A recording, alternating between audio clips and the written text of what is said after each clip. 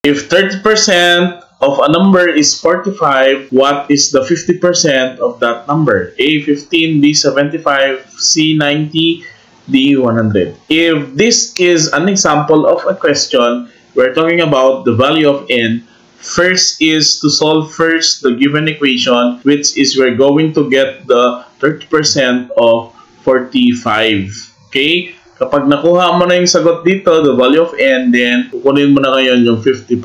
That's the process. So we're going to identify first 30% of the number. So we need to convert this 30% into decimal. Then our n equals 45. This is the equation of this phrase. Okay? 0.30 times n equals 45. So let's solve this.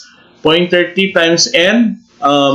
We are given that 30% of this number is 45. Then, i-identify lang natin. Take note that we're going to divide 45 divided by 0.30 dito sa part na to. Okay? As you can see, we're going to use 45 over 30. Then, n now is equal to, multiply lang natin sila into 100. So, 45 times 100, then 0.30 times 100. So, kung mapapansin ninyo, na-divide natin yung 4,500 by 30, that is equal to 150.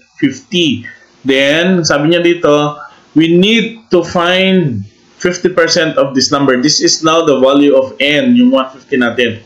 We can calculate this as 1/2 n or 0.5 times 150.